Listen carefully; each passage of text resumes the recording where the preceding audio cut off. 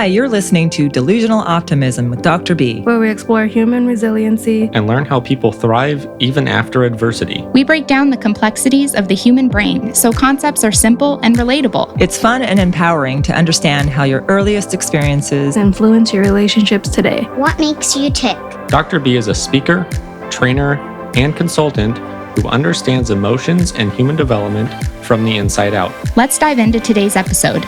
Here's Dr. B. In today's episode, we're going to be talking about managing boundaries with family and friends who have different opinions about how to handle COVID-19. If you're interested in furthering this conversation, please email me at contact@drbconnections.com. Or if you want to know more about me, go to my website at www.drbconnections.com. Now, let's get started. In today's episode, managing boundaries with family and friends who have different opinions about COVID-19. Different opinions in general, different opinions in emergencies, and just, specific differences about COVID-19. Here's the problem. We're dealing with friends and family who often have different exposure levels to coronavirus or COVID-19, and maybe have different opinions and values regarding the necessary precautions that need to be taken regarding COVID-19. And there's a full spectrum of differences in terms of this virus. So some people say it's a hoax. Other people say kids don't get it. Kids are fine. Other people say wearing a mask is unhealthy and sometimes can cause health problems for the person wearing the mask. Other people say it's a violation of my civil rights to make me wear a mask. Then on the flip side of that, we have people who take COVID-19 very seriously and say things like this is a very serious illness and it's a potentially deadly disease.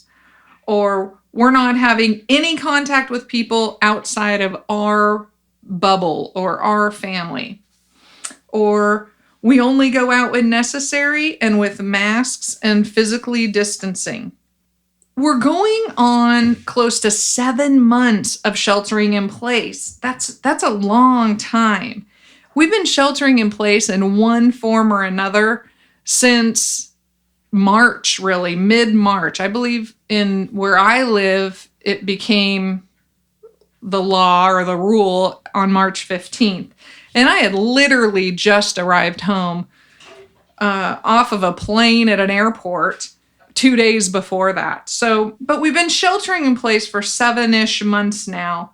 That means no school, no restaurants, no haircuts, no bars, no parties, no weddings, baby showers, birthdays, anniversaries, graduations, or any other celebrations except over Zoom, in theory. Now, that doesn't necessarily mean that everybody is practicing those, sheltering in place rules, but in theory, that's kind of what we're living in the world of. That's how it is right now.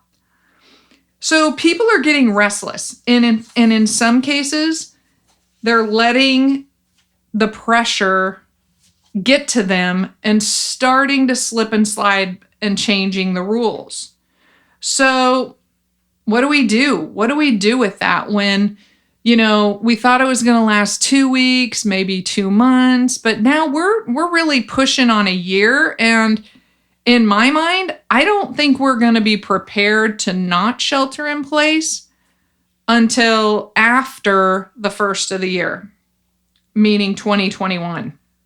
All right, so let's just start with a personal story. I lean on the safe over sorry side of the spectrum.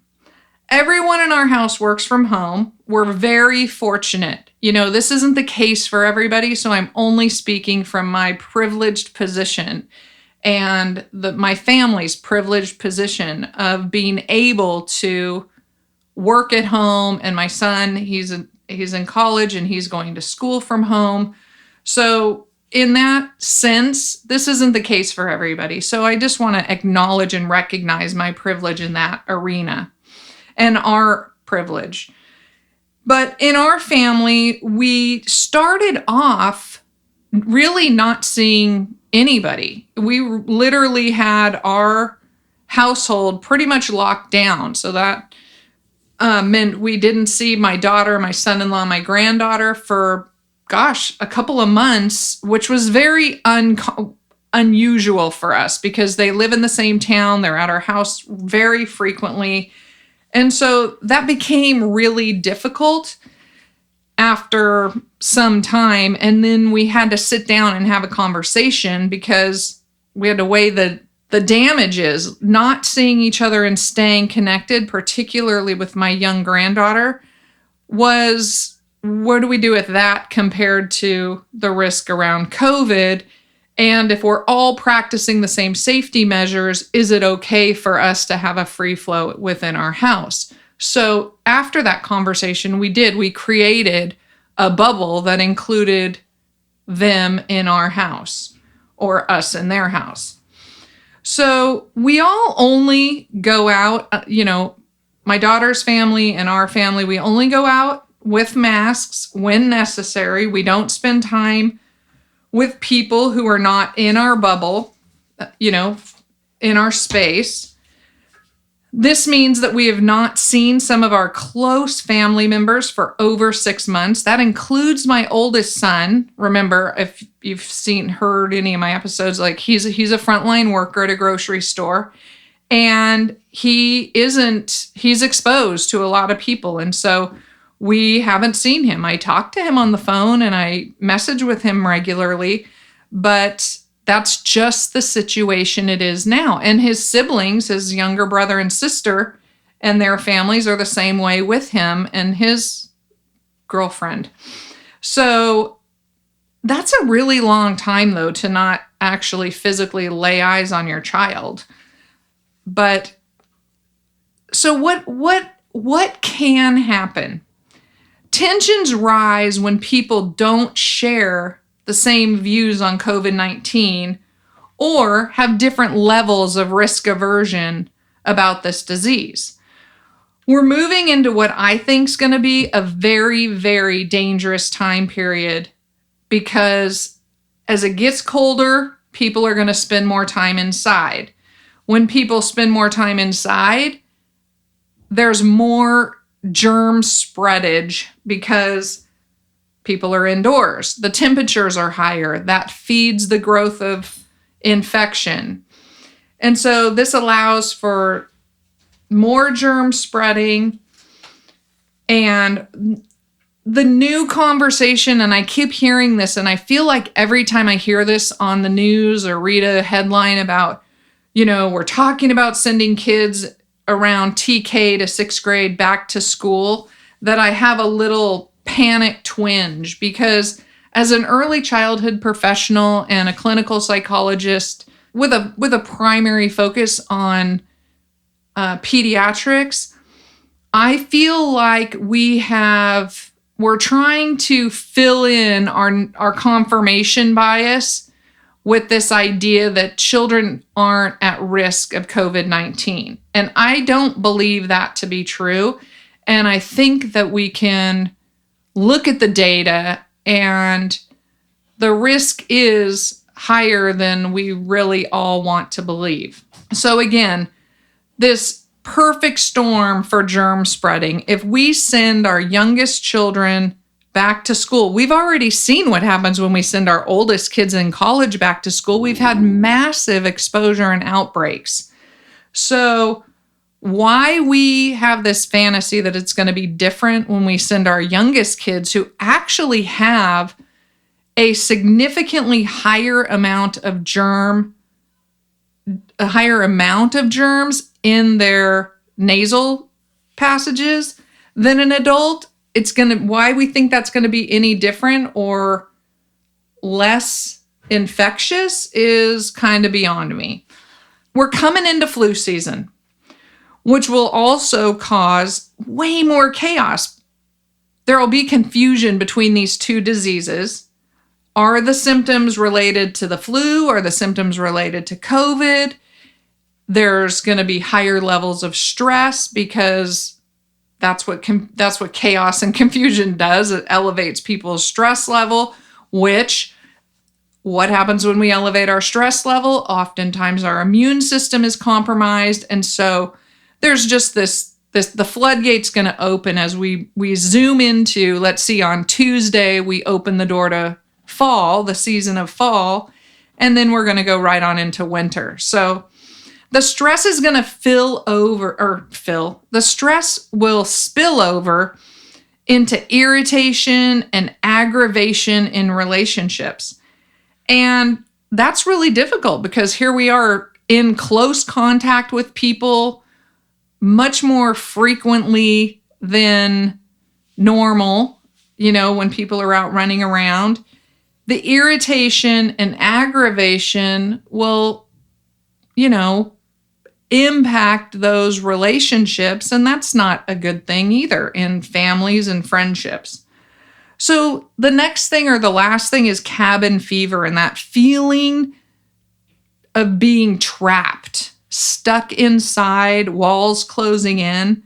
By definition, cabin fever is sort of this combination of anxiety and exhaustion that leads to not doing things normally. We actually begin to change how we do things when we start to feel and experience cabin fever. Now, cabin fever is not a diagnosis. It's not a psychological disorder. It's really a state of being, but it's relevant to this experience of COVID-19 and sheltering in place because many of us are starting to feel cabin fever and needing to be adaptable to our environment. Now, fortunately, humans are highly adaptable, and once they start doing things a certain way for, a relatively short amount of time, they start to adapt to it and accommodate and make things different.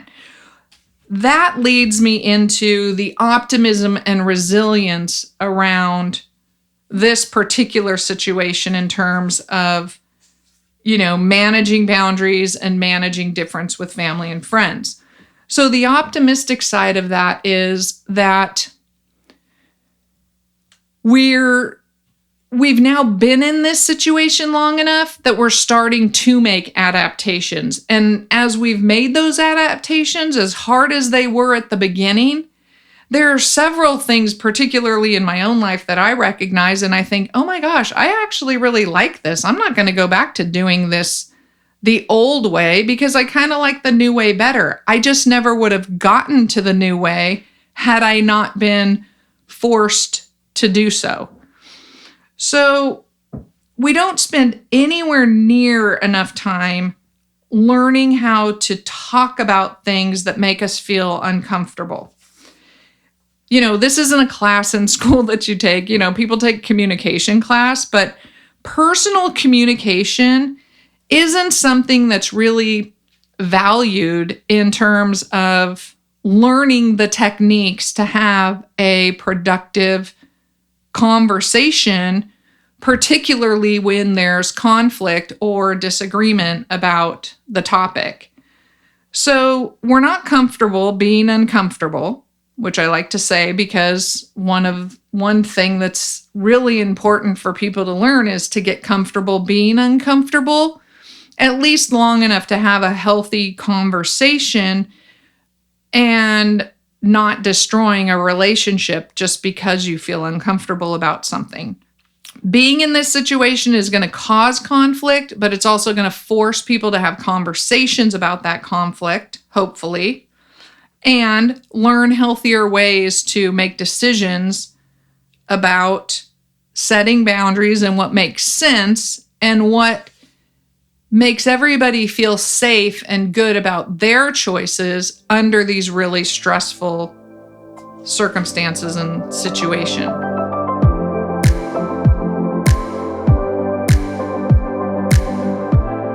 Another part of this that's really optimistic and resilience building is learning how to set boundaries.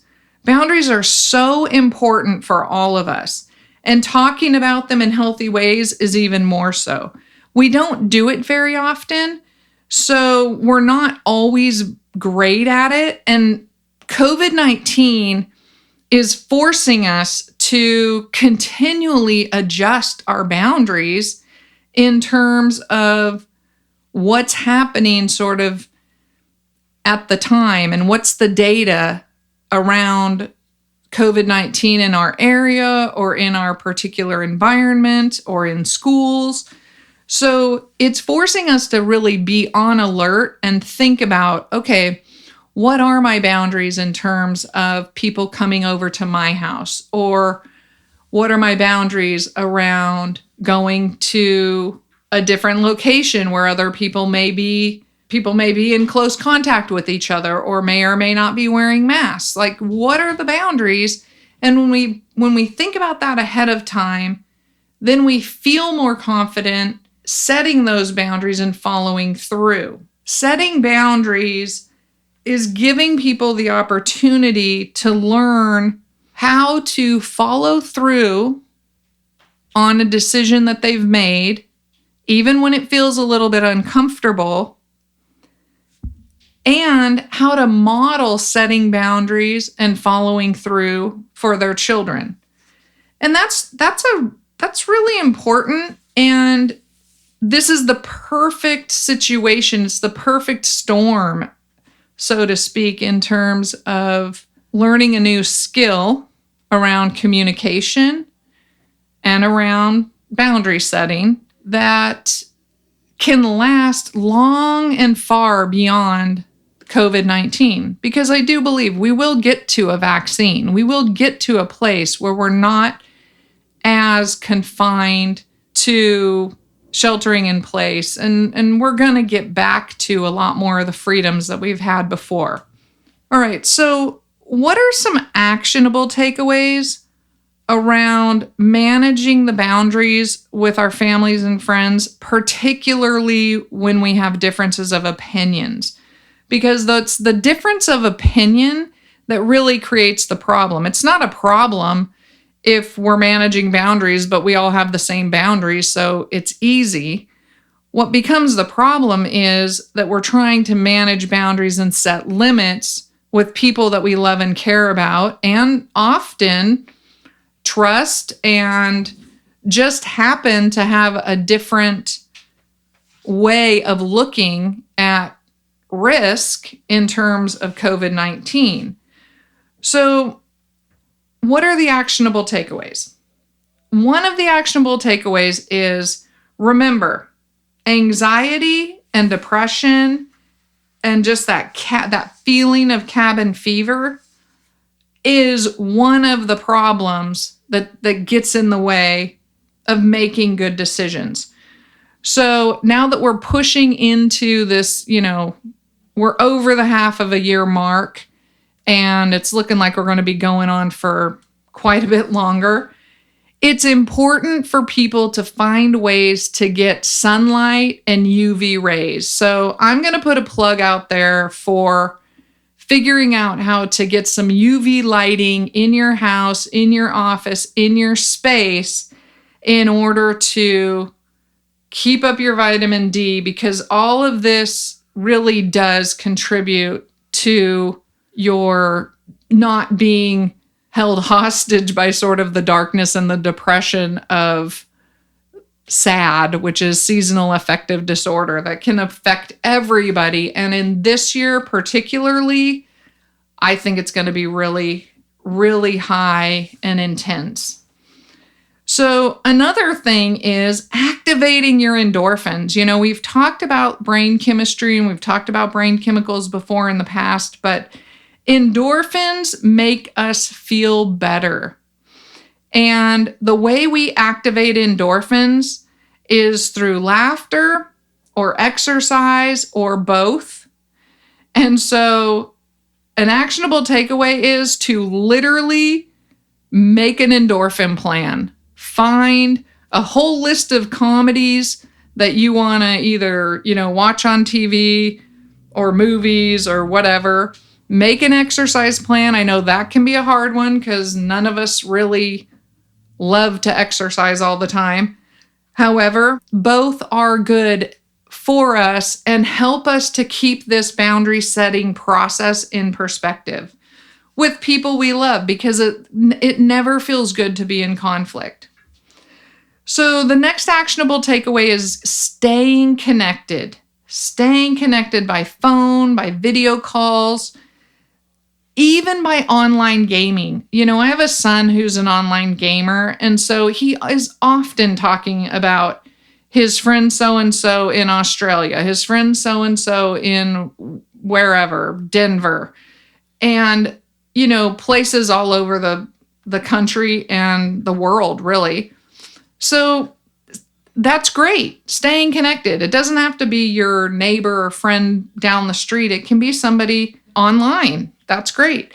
Building a supportive network on social media. Now, the key focus needs to be on supportive network, not getting on social media and being stuck with this negativity and the back and forth of angry disagreements around politics and COVID-19 ideas and all the racial issues and all of those things. Yes, it's important to have an opinion. It's important to be active about your opinion and to move in ways that make meaningful change. But social media can be a real depressing and aggravating place to be. So what I'm saying is build supportive networks. Unfriend people who can't be friendly or who can't be in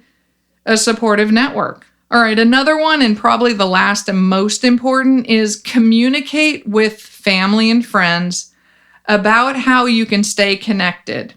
If you have a family member or friends who you really love and care about, we can't let COVID-19 destroy our relationships just because we have different opinions about how to approach this disease. So we need to find ways to talk about it and not be unkind and stay connected. So let's say we're going to be masked and physically distanced, but get together at an outside space and, stay apart, be masked, but stay connected. That's a great sort of give. You get to be together in person, but you're not indoors, unmasked, sitting next to each other on the couch. So somebody feels at risk and the other person feels normal. It needs to be a 50-50 or close. Also, another thing to do is to create a bubble. Like when my daughter and I were starting to really feel the weight of our separation, we sat down and we had a conversation, or I don't think we sat down. We actually got on the phone and had a conversation and said, okay, what is our commitment to our bubble? Who are we going to see? How are we going to do this? What's the deal? And we created a bubble, and we've now kept that bubble, and it's working really well for us and our family, both of our families, really. And it's keeping all of us from falling into more of those depressive feelings that can happen. The last but not least, talk regularly, but without physical contact. You don't have to be in the space with somebody to get them on the phone or to get them on Skype or FaceTime or whatever. And having open conversations help all of us feel more in control of any situation. So when I talk about this all the time, when you bring something from the unconscious to the conscious, or when you bring something from the untalked about to the talked about, it feels better. And even though it can be scary, you definitely feel more control about the situation after you've had a conversation like that. So acknowledging that you don't have to agree, but you do have to respect each other's boundaries and choices can be highly empowering. And that's what we're really looking for, because we don't want to destroy relationships during this really high need experience in our lives But at the same time, we all have to feel good about taking care of ourselves and our family and our friends in the ways that make sense to us. So with that, I say leave a life print. Love your friends, love your family, and I will see you next time. Well, I'll talk to you next time. Love you. Bye-bye. Thanks so much for listening to today's episode. I appreciate the opportunity to connect with you. If you're interested in booking a training, I'd love to hear from you. You can reach me at my website, Dr. B Connections. There's a big button that says, book a training with Dr. B. It's that easy. If this show has been beneficial for you, please share it with your friends and family. Spreading the word about the show helps us grow our audience and helps continue to change the world together. Again, thanks so much for listening to Delusional Optimism. Now, go leave a life print.